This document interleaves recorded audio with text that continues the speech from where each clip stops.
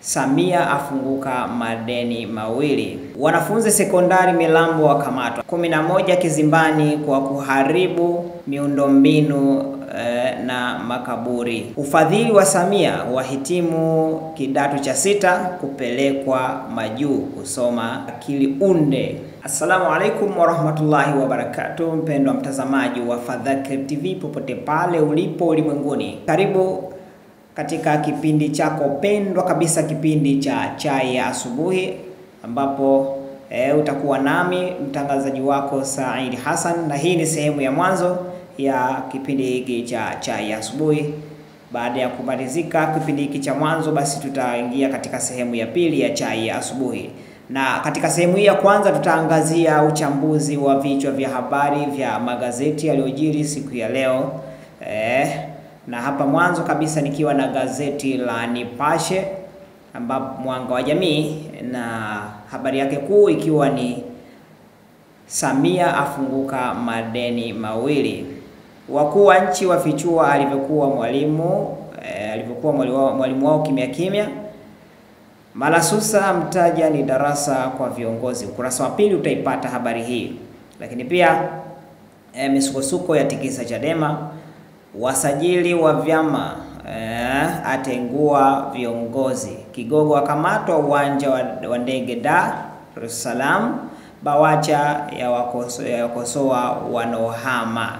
Ukurasa wa 3 utaipata habari hii kutoka gazeti lako pendwa la Nipashe. Wanafunzi sekondari Milambo wakamatwa. Habari utaipata katika ukurasa wa 4 wa gazeti hili la Nipashe. 11 kizimbani kwa kuharibu miundombinu na makaburi. Utaipata katika ukurasa wa 7 wa gazeti lako pendwa la Nipashe. Ufadhili wa Samia wahitimu kidato cha 6 kupelekwa majuu kusoma akili unde. Ukurasa wa 5 wa gazeti la Nipashe utaipata hiyo habari. Samia afunguka madeni mawili. Wanafunzi sekondari Milambo wakamatwa. 11 kizimbani kwa kuharibu miundombinu na makaburi. Ufadhili wa Samia wahitimu kidato cha 6 kupelekwa majuu kusoma akili unde, ziara ya kitaifa. Na tuangazie katika gazeti la Mwananchi, ambapo msajili ashusha rungu Chadema. Hiyo ndo habari yake kuu iliyopo hapo mbele. Awang'oa vigogo wa kamati kuu. Wamo Lema, Daktari Inshallah na Mnyika. Adai uteuzi wao umekiuka katiba. Heche amshukia amtaka asiwapange. Hiyo habari utaipata katika ukurasa wa 4. Ukurasa wa 4 wa gazeti lako pendwa la Mwananchi. Enzi ya Msuya ilivyohitimishwa. Enzi ya Msuya akionyesha hapa pale ambapo wakishiriki katika mazishi ya mzee Msuya. Hapa hii habari utaipata katika ukurasa wa 2 na wa 3 katika gazeti lako la Mwananchi. Uhaba ama ubora walimu wazua mjadala mpya. Hiyo habari pia utaipata katika ukurasa wa 5 wa gazeti la Mwananchi. Habari Leo linatoambia kwamba kwa heri shujaa Msuya. Hii ndio habari ambayo imesambaa, imekuwa ni kubwa kabisa katika magazeti ya hizi siku za karibuni. Habari ya shujaa Msuya. Samia ataja mambo 8 akimzika kijijini kwao, lakini pia awataka viongozi wawe na uthubutu. JK asema hakuwa binadamu wa kawaida. Kwa hiyo hizi ni sifa ambazo wakielezea sifa za mzee Msuya. Habari kamili ukurasa wa 2 utaipata kuhusiana na hayo yote yaliyojiri hapo.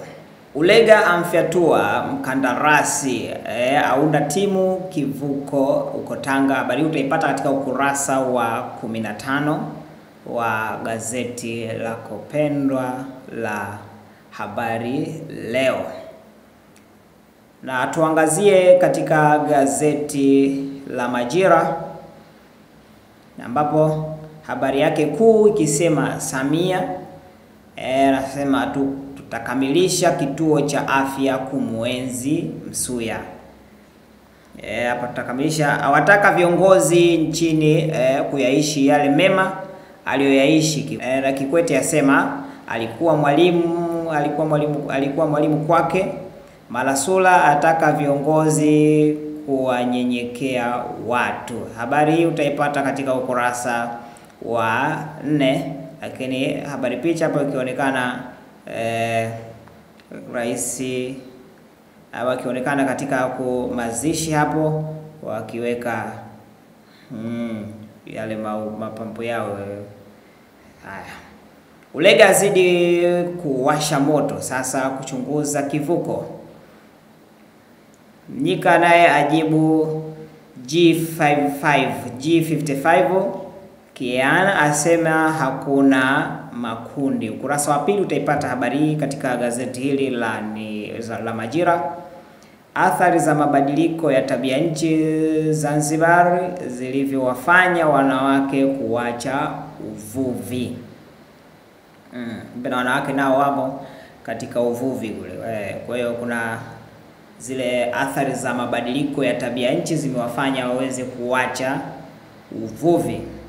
Mataifa ya Ulaya yatikisa kuongeza vikwazo dhidi ya Urusi. Ukurasa wa 19 wa gazeti la Majira utapata habari hii. NCCR mageuzi yapata mgombea urais Oktoba. Ukurasa wa 3 utaipata habari hiyo. Serikali inaithamini sekta binafsi. Majaliwa. Tunaona hapo habari hiyo utaipata katika ukurasa wa 4. Vigogo Chadema waenguliwa yatakiwa kuanza mchakato upya. Utaipata katika ukurasa wa 4 wa gazeti hili la Majira. Na kufikia hapo sina la ziada katika uchambuzi wa vichwa vya habari vya magazeti. Kumbuka tu tulikuwa na gazeti la Nipashe, Mwananchi, Habari Leo pamoja na Majira. Tukutane tena katika sehemu ya pili ya kipindi hiki bora kabisa, kipindi kizuri kabisa, ni kipindi cha chai ya asubuhi, chai ambayo imekolea viungo vyote, na kama utaona kuna kilichobakia basi wewe mwenyewe utakiongeza. Karibu sana. Je, wewe ni mfanyabiashara na unatamani kuongeza viwango vya mauzo katika biashara yako? Usijali. Karibu Fadhakir TV. Tukutangazie na tukukuzie biashara yako. Sisi ni wataalamu wa matangazo ya sauti na video. Pia tuna maelfu ya wafuasi katika kurasa zetu za mitandao ya kijamii. Hivyo tegemea wateja wengi ukifanya matangazo pamoja nasi. Je, ungependa kufanya matangazo na sisi? Karibu tukutangazie biashara yako. Tuna bonge la ofa. Gharama zetu ni nafuu na salama kwa watu wote. Tupigie simu namba 0718820808. Nyote mnakaribishwa. Assalamu alaikum warahmatullahi wabarakatuh. Karibu tena pendwa mtazamaji wa Fadhakir TV katika kipindi chako pendwa cha chai ya asubuhi, kiwa nami mtangazaji wako Said Hassan ama Abu Ammar. Na sehemu hii ya pili tutazungumzia fadhila ama thawabu anazopata mwanamke kufanya kazi zake nyumbani. Mwanamke anapofanya kazi zake nyumbani, tutaangalia zile fadhila anazozipata. Katika Uislamu mwanamke ana fadhila na thawabu kubwa sana kwa kufanya kazi zake nyumbani.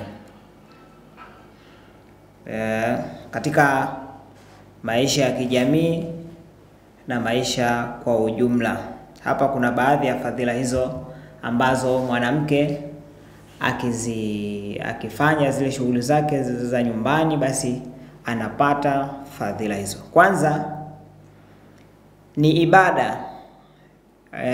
Kwanza ni ibada kama nia itakuwa ni sahihi. Akifanya kwa nia iliyokuwa sahihi kabisa, kwake yeye inakuwa ni ibada.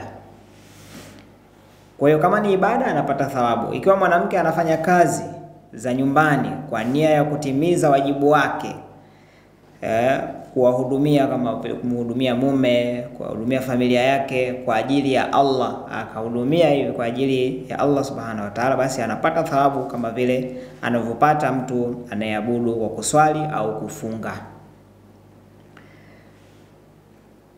Jambo la pili, kuwa ni sababu ya baraka na utulivu wa familia.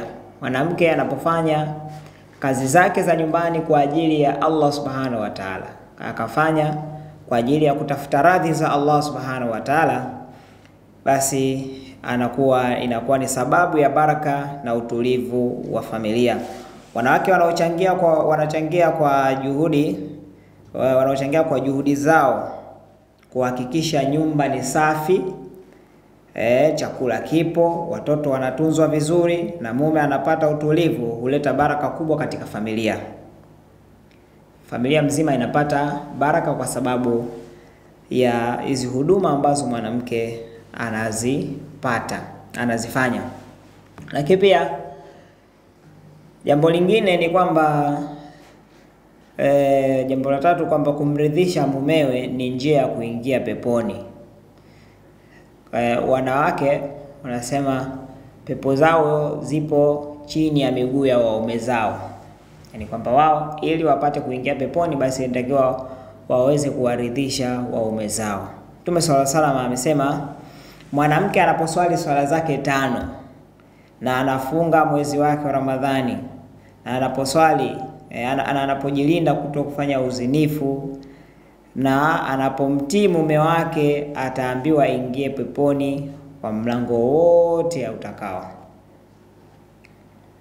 Kwa hiyo mwanamke akajilinda, yani mwanamke akawa anaswali swala zake 5, anafunga mwezi mtukufu wa Ramadhani, na akajilinda na mambo ya uovu, mambo ya uzinifu, akajistiri na akamtii mume wake, basi siku ya kiyama ataambiwa aingie peponi kwa mlango wote anaoupenda yeye. Hadithi hii imepokelewa na Imam Ahmad. Kwa hiyo mwanamke mambo hayo, kwamba akimtii mume wake kwa ukamilifu kabisa, isipokuwa katika utiifu haitakiwi utiifu katika majambo ya kumuasi Mwenyezi Mungu Subhanahu wa Ta'ala. Anasema la ta'ata al-makhluq fi ma'siyati Allah, hakuna kumtii kiumbe katika jambo la kumuasi Mwenyezi Mungu Subhanahu wa Ta'ala. Kwa hiyo hapa utiifu unakuja katika mambo ambayo sio ya kumuasi Mwenyezi Mungu. Kwa hiyo mwanamke akiwa ni mtiifu, akafanya shughuli zake nyumbani, akafanya usafi, akawaandaa watoto vizuri, akawatunza watoto vizuri, akawahudumia, basi inakuwa ni sababu ya yeye kuingia peponi. Lakini pia katika mambo ambayo fadhila ambazo anazipata mwanamke, ni mfano bora kwa watoto. Kwa hiyo mwanamke anapokuwa anafanya shughuli zake, akafanya kazi zake za nyumbani kwa bidii, mwanamke anakuwa anawafundisha watoto wake maadili ya kazi. Kwa hiyo anawafundisha maadili ya kazi, uwajibikaji, nidhamu na kujitolea, ambayo ni msingi wa familia yenye maadili mema. Haya mambo ndio msingi wa familia yenye maadili mema. Watu tulizozungumza vipindi vilivyopita, tulizungumzia kuhusiana na maadili, kwamba maadili ni tabia njema. Sasa familia ambayo mwanamke amekuwa ni mwenye kufanya shughuli zake kwa nia iliyokuwa sahihi kabisa, basi huyo anakuwa ni kiigizo chema kwa familia na kuwajenga watoto katika uwajibikaji, lakini pia nidhamu na kujitolea. Hii ndiyo tabia yenye familia, ni tabia ya familia yenye maadili mema. Lakini pia katika jambo ambalo anapata ama fadhila anazopata mwanamke ambaye mwenye kujitolea shughuli, akafanya kazi zake kwa nidhamu iliyokuwa nzuri, basi kupata dua za watu wa nyumbani. watu wa nyumbani, yani kama mume na watoto wanapofarijika kwa huduma nzuri, mara nyingi huwaombea mama au mke. Mume anamuombea mke wake, watoto pia wanamuombea mama yao, na dua zao zinaweza kuwa sababu ya mafanikio na baraka katika maisha ya mwanamke huyo. Lakini pia ni njia ya kujikinga na uvivu na fitna.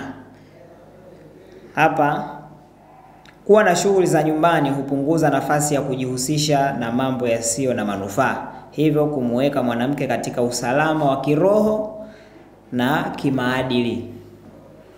Hapa kuna baadhi ya watu wanazungumza kwamba zile kazi za nyumbani ni kazi za, sio kazi za mwanamke, ni kazi za mwanaume, ndo wajibu wake. Mwanamke amekuja kwa kazi moja tu.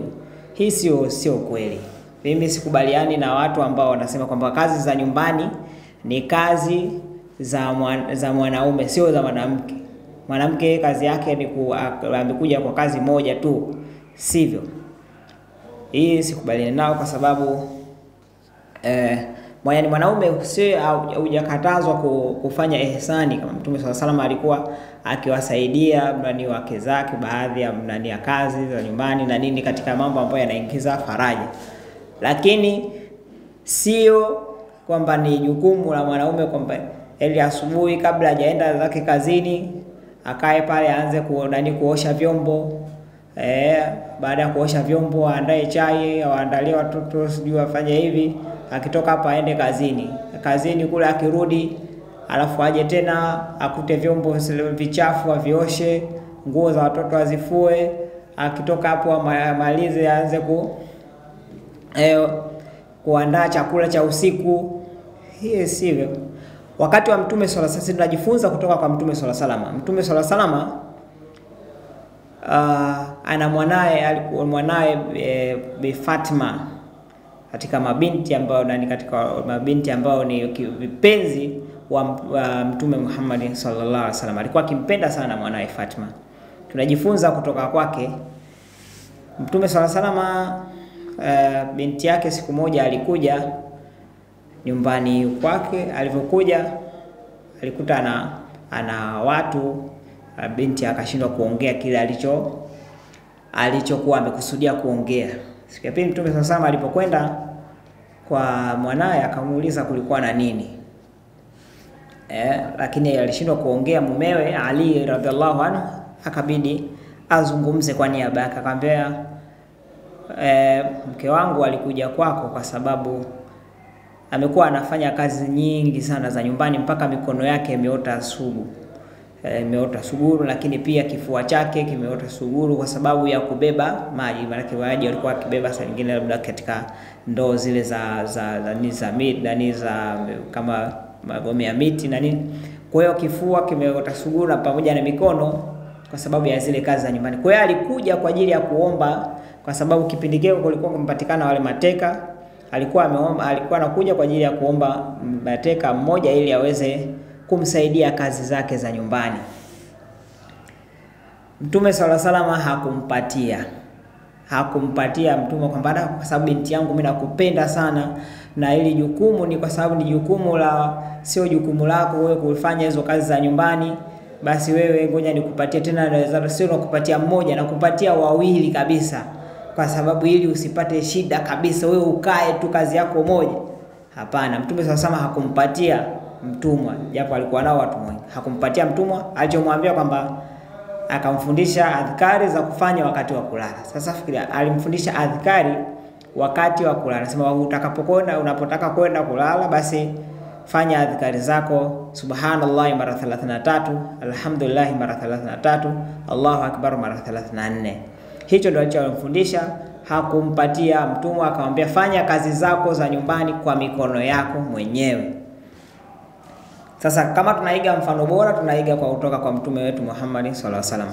Haukatazwi wewe kufanya kusaidia siku unakuwa umetulizana nyumbani ukamsaidia zile shughuli za nyumbani na nini, haikatazwi, ni katika jambo lilikuwa bora na mtume sallallahu alaihi wasallam alikuwa akilifanya. Lakini kusema kabisa kwamba ni hizi kazi ni za wanaume, kwa hiyo wanawake wakae tu nyumbani ametulizana, mnawakosesha fadhila. Kwa wao ndio sema wanawakosesha thawabu wanawake za kufanya zile, kwa sababu anapofanya kazi zake hizo za nyumbani anapata thawabu tena kubwa kabisa za kuihudumia familia. Lakini wewe ukiamua siku kwamba leo ngoja niamue nimsaidie mke wangu kupika, ni katika mahaba ama ni mawada ambayo utakuwa umeonyesha, lakini sio kwamba ni wajibu kwamba mwanaume ni lazima kwamba yeye ndio shughuli zote azifanye yeye za nyumbani, afagie uwanja asubuhi, akimaliza aoshe vyombo, akitoka hapo ndo analia afanye hivi na anatakiwa kwenda kazini.